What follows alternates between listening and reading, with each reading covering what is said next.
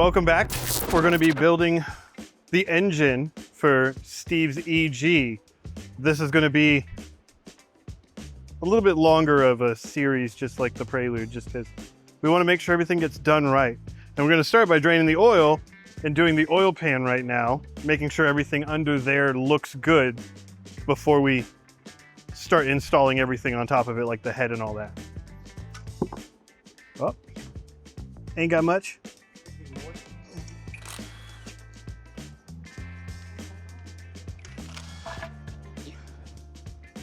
Oh, maybe this has been off before.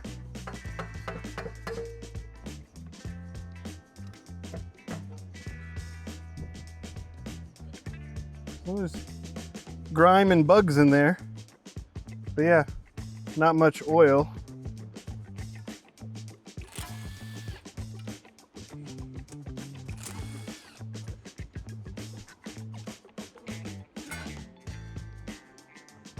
Everything looks clean. I'm gonna clean up all this and then we'll put the lower pan on. Always nice when everything just comes off. All right. Everything should be clean, ready for the new pan.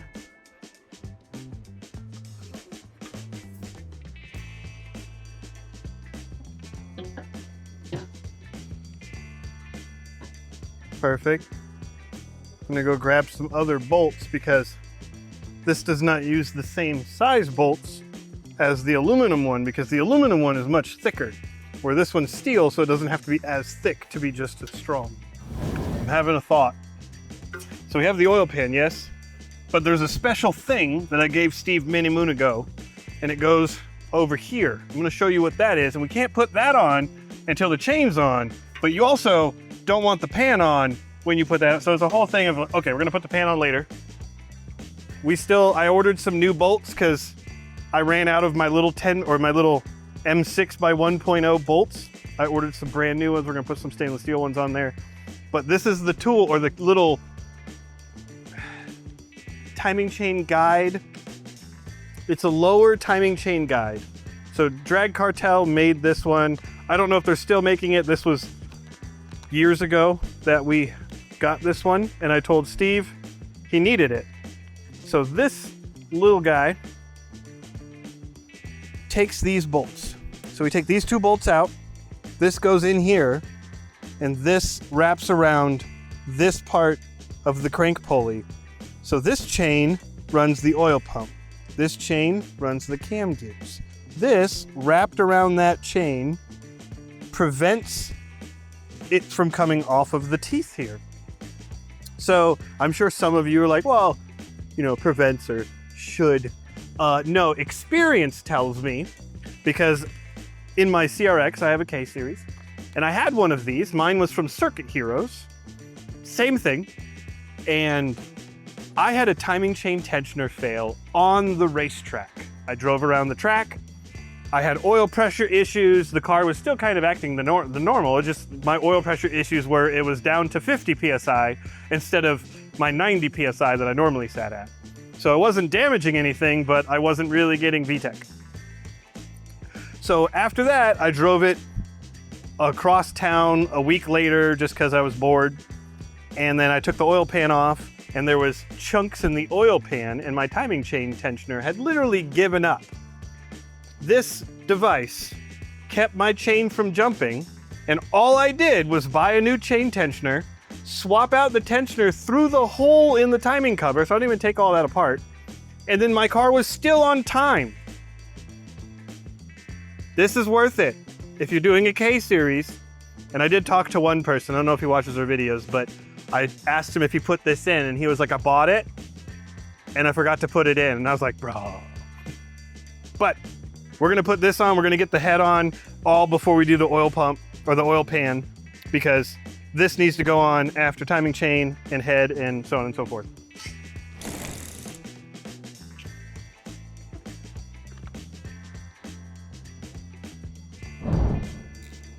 All right, we're doing what the instructions say, which is to just chase the threads make sure that there's no burrs or anything going on for the ARP head studs that we are putting in. If you guys are doing this M10 by 1.5. Oh yeah, so a long time ago we had a renter and they were doing a whole bunch of stuff on a Corvette, like a camshaft and other fun things. And when they were doing their head studs, they did not read this part that said to make sure the threads don't have any burrs. And apparently, in a Chevy LS engine, they do. And so what that meant when the next thing happened, which now that I've done the last one, you're supposed to take the studs and screw them in hand tight, which I do about 35 foot-pounds because close enough, right? I just can actually torque and make sure they're all the same. But because they didn't do this, the studs were at different heights. So when they were torquing down the head, the nut stopped because it hadn't reached the head yet, but it stopped because there was no threads. And so it started to turn in here and it started to strip the block on one. And so they came over and asked, and I realized that the studs were not at the same height, which some engines are like that, but this one wasn't supposed to be. So we were able to save it, and they were able to, you know, get the engine together and drive the car out. But I know it's cool to not read the instructions, but it's also cool to do it right.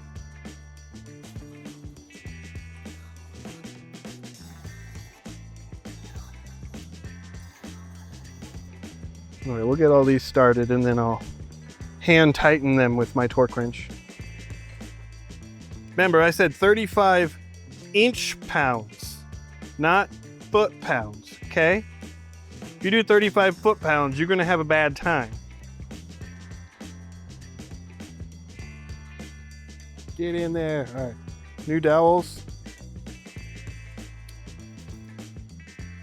And then you always wanna make sure that it's in the right orientation. I know the stock one, this one doesn't say it, but the stock one says up. This one, however, has Cosworth written here.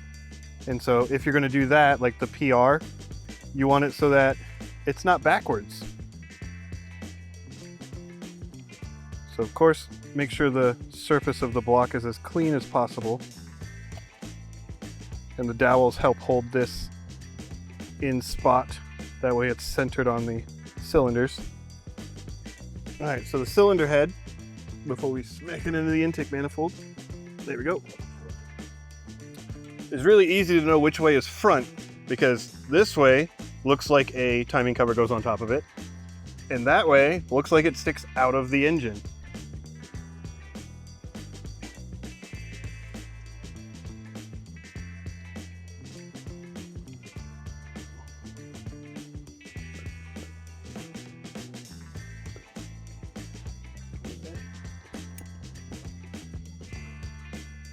Not leaving a 10 mil behind in the...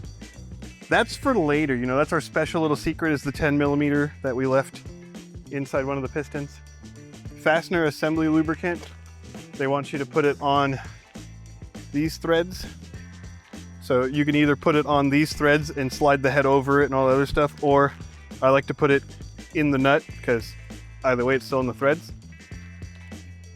On most cylinder heads, you don't have this much access to the tops of the ARPs, which these are really easy to slide the washers on.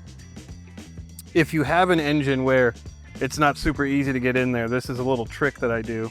So you would set this in the center of it and then drop, and you can use the screwdriver to get it up over it. If it doesn't get stuck on the threads, look at that. There we go. But using something, you can also use like a 3/8 depending on how big it is, like an extension that's something that's fatter so that it lines up better. But I don't have to do that with these. Or if you've ever done ARP head studs and you didn't sit here and play with this for a little bit, which it's never a guarantee, but this will separate. And so you'll open this up and there'll just be liquid coming out, and then it'll be really thick lubricant or whatever, the thick paste that comes out. So you got to knead it together, and since this has been sitting for a while, I'm sure separation has happened.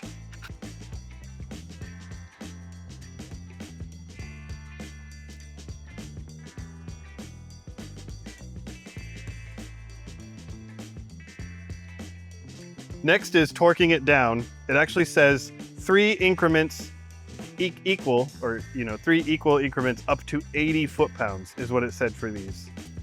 So I'm gonna do, we're just gonna do like 25, 55, 80. It'll be close enough to 3 increments. And if you've ever done a head gasket or any of that stuff, center out is how you torque.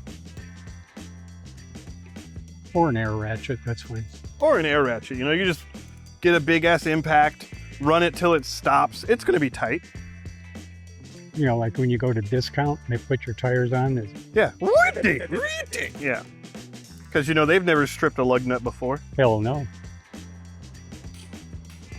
This is the part of the process where you see most of the videos where they're doing this and it goes... Yeah, it goes from really tight to really loose. Yeah. Really fast. Yeah. I've seen the ones where they're sitting there doing it and then it's like, gung, and they're like, Yeah. With my luck, I shouldn't be talking like that. I will say, when this is all done or whatever, that part where I looked up the camera, you can add a noise to it, and that'll be the beginning of the video. And then we just won't talk about it later. We're like, wait, what happened to the head stud? We faked that?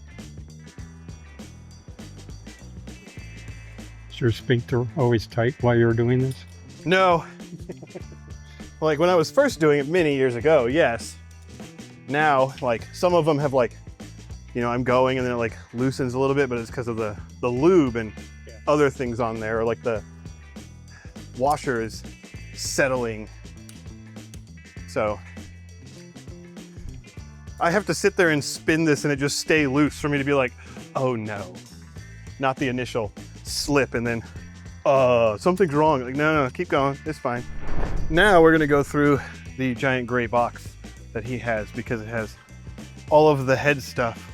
We might set up your table, that way we can put everything on the table, but we'll set everything up that way we can be like, okay, this is where everything goes, this is how all the bolts are, because next is gonna be the lower cam holders that also have the rockers and stuff, cams, upper cam holders, and then we're gonna start with all of this stuff and doing the tensioner and the chain and everything. This is what we got. So in here, we have timing stuff. This is a little bypass thing for the water pump. Gears and all the little bolts for the timing chain, which is nice. What we got here? Upper mount, VTEC bolt, crank pulley key. All right, perfect. We don't need those yet. This is for the timing cover. We have intake mani bolts, perfect. What do we got here? Fuel rail, okay. Look at that, we got our sensors and VTC. We got flywheel bolts. We got valve cover stuff. And then timing cover bolts. Perfect. We do have the long bolts, which these longer bolts go for the cam holder, but they're in the front because they're what hold this piece in. But we should have a new one of those. So we got exhaust manifold gasket, intake manifold gasket, all of the bolts in here except for these two. New chain, new guides. Got some little dowels and we got our little gaskets and other little gaskets down there. Perfect. Okay, I'm gonna clean this stuff up and then I'll see you again when I got this all together.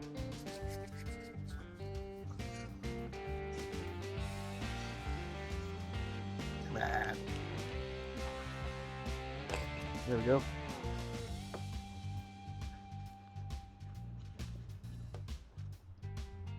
Only putting it here because that's the only part of this entire rocker arm assembly that sits outside of the engine. We don't need the outer ones, we just need these ones. And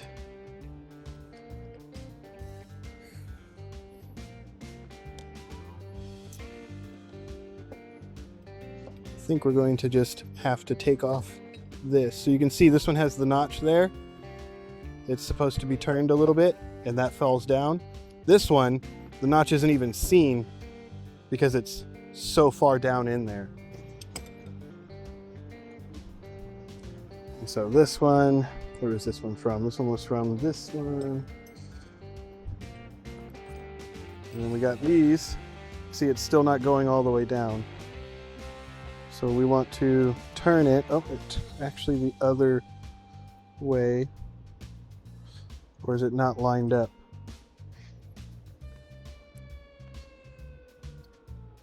Oh, there it is. So we got some of these not.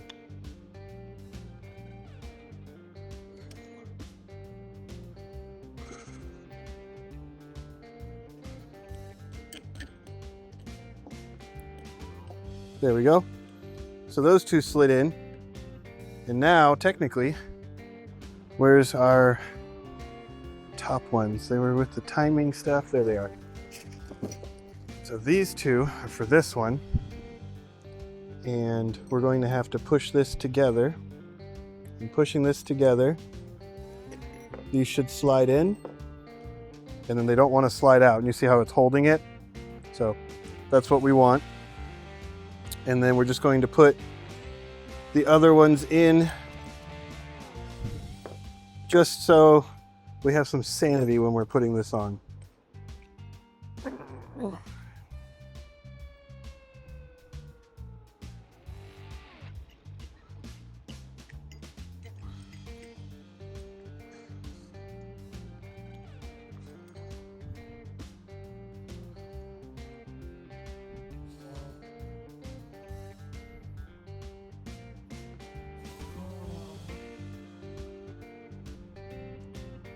Little extra assembly lube never hurt. So getting this over here and getting these to line up, it's not fun. What worked for me was shoving both ends together as tight as I possibly could and then walking over. Might work for you, might not work for you. But next we're going to be putting in these, the LMAs. They're the lost motion stuff. They're for the VTEC roller. And then these, which are also for VTEC, but they go inside here. I'll show you how that is. But some of them fell out. They were kept in a bag.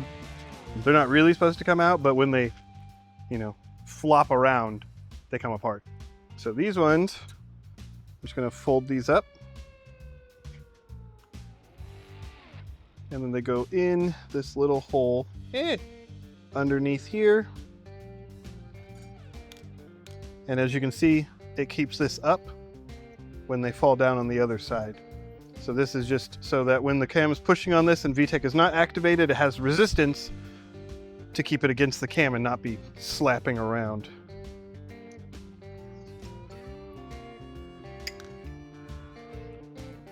With how VTEC works, there's this little piece, right? One of these.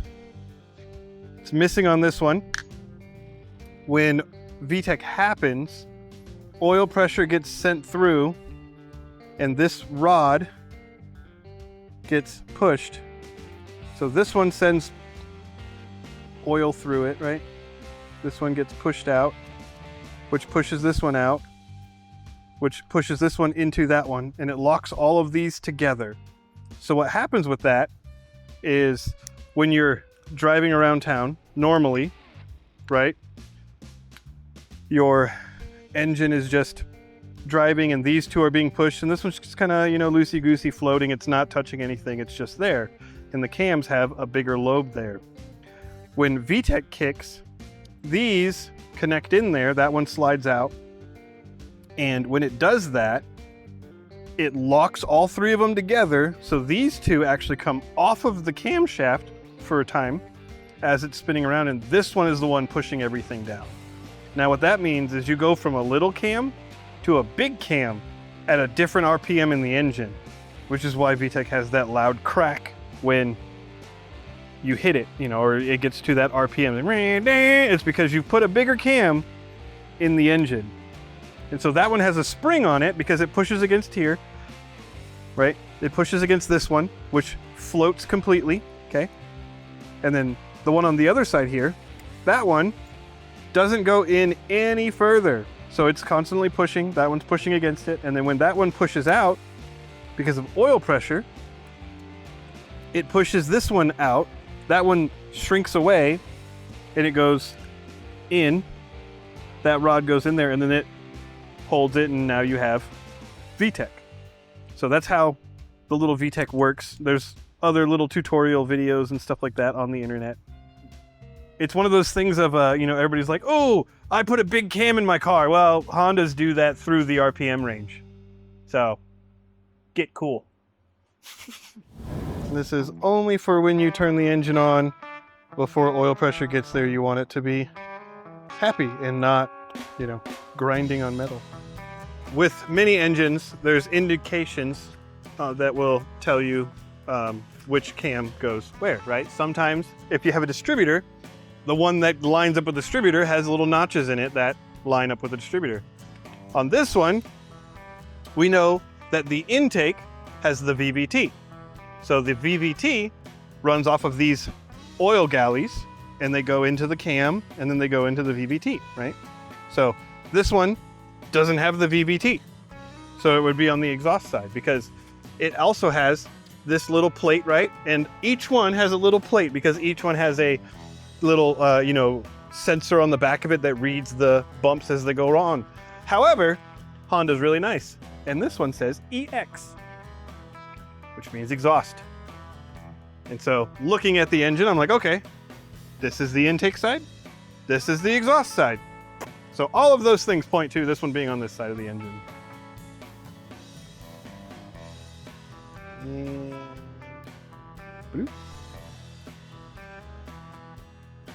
yeah, we'll do about there.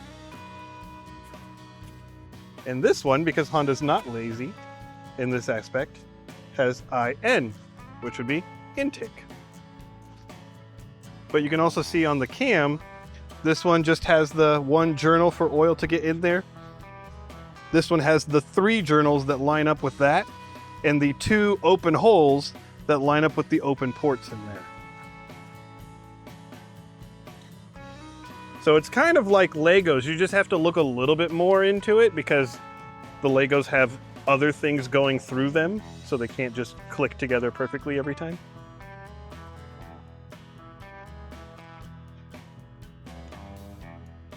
Come on. There we go. All right.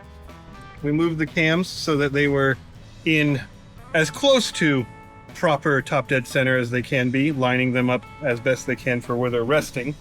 That way we have to move them ever so slightly when we actually put the chain on, but we're gonna put the cam caps on now.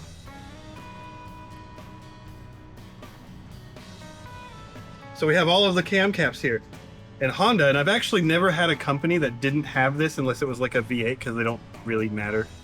Well, especially LS's, because the cam's in the center, they don't have these. But 1, 2, 3, 4, I feel like I'm talking to my daughter, 5, right? So we have the arrow as well, which means that's not how that works. And as for cars, the arrow on an engine 900% of the time points towards the front of the engine unless it is instructed otherwise.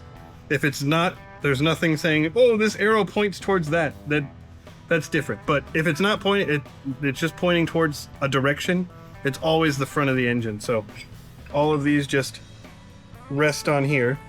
And then it's similar to the cylinder head and how you bolt it down, which is just kind of, you start pulling them down a little bit and then center out.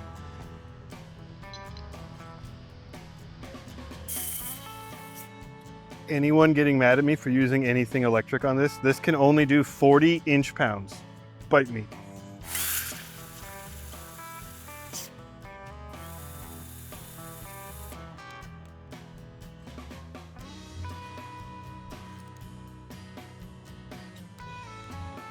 All right, so we're gonna be putting these in. These are all our old ones. That one, that one, that one. New guide. New guide. oil pump chain, timing chain, tensioner, oil pump guide. Okay, I think that is everything. These are the old ones for this side.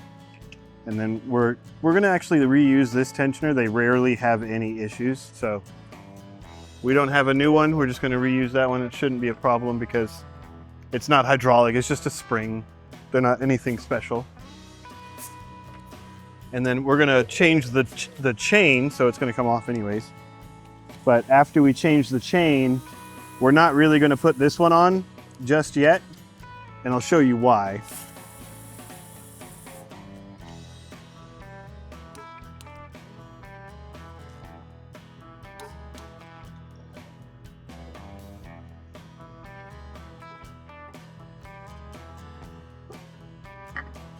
Old chain,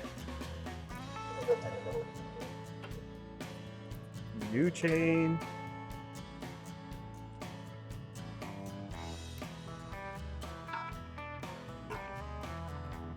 and if you're doing this yourself, you'll notice that there is no RTV on any of these mating surfaces. It's because they are perfectly machined surfaces, and if they have a tiny bit of seepage, Honda's not worried about it, which means neither am I, because I'll tell you what, Honda knows best.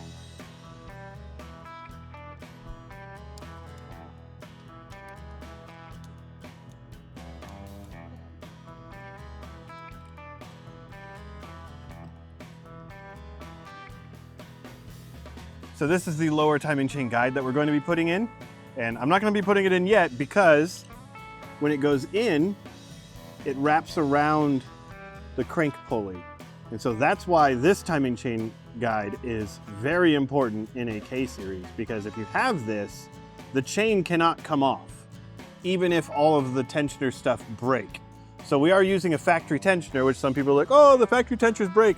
Well, so do the aftermarket ones. Ask me how I know. But having this with either one means you can have the cheaper, more readily available tensioner, change it out without ever jumping timing. I've done it, and be fine. So there's no reason to spend the extra money or wait for the out of stock item to come in if you have one of these, because it just works.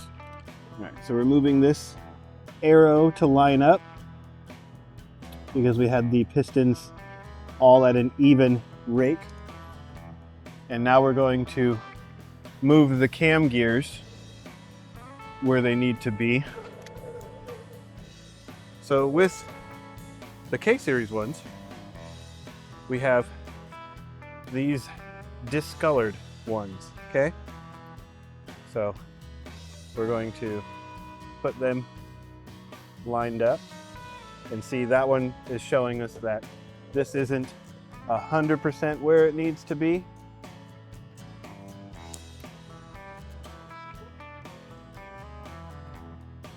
There we go. 100% where it needs to be.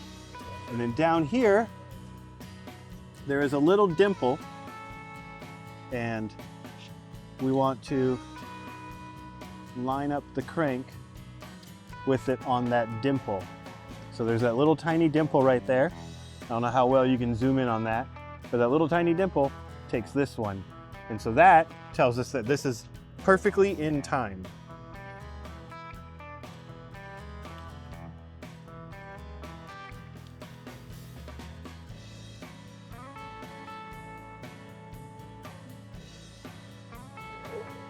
And then we have our new tensioner.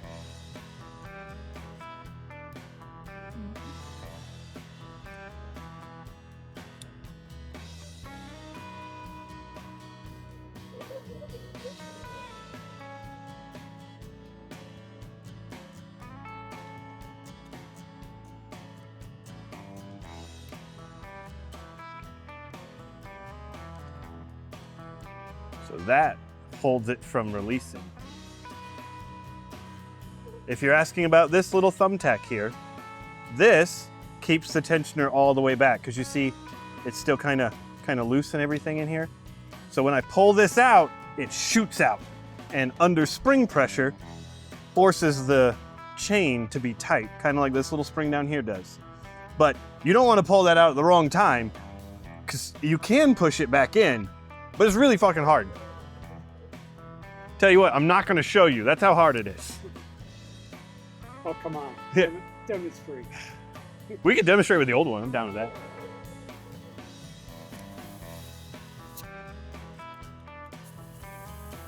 Now we get to put this little magic guy in. So you're gonna have to shove it in because the chain needs some tension. Start that one, start that one. There we go. And so if you look at it, how close it is to the chain, it will not come off. Which pretty much means that your car, your engine, will never jump timing. And knowing that, pretty fearless when you can drive one of these, you know, because bounce revvy, you know, even if you, what's it called? Money shift, right? You would have to float a valve in order for a valve to hit a piston because it's not the chain's fault. If you're doing a K series, this goes on before the timing cover, okay? I've done it. You might do it. I know there's a lot of people out there who've done it. And it also says outside, okay? That doesn't mean you leave it outside of the timing cover. That means that it faces the outside. And this is the wheel that tells your computer what position it is for the crank. So it's very important that you have it inside the timing cover. All right, duck. Yay.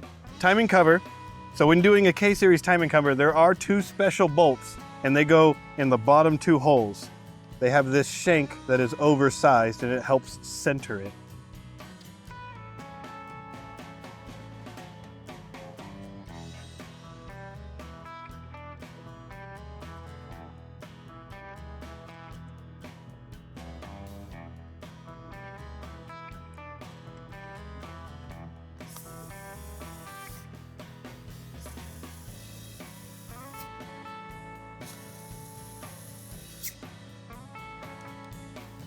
Okay, so that's getting the cylinder head and the timing all set up on a K-Series. We're going to continue on with all of the little stuff with this in a future video, but thanks for watching. Hope you learned something. Like and subscribe, do all that stuff, and we should have a lot more cool stuff going on with this EG project.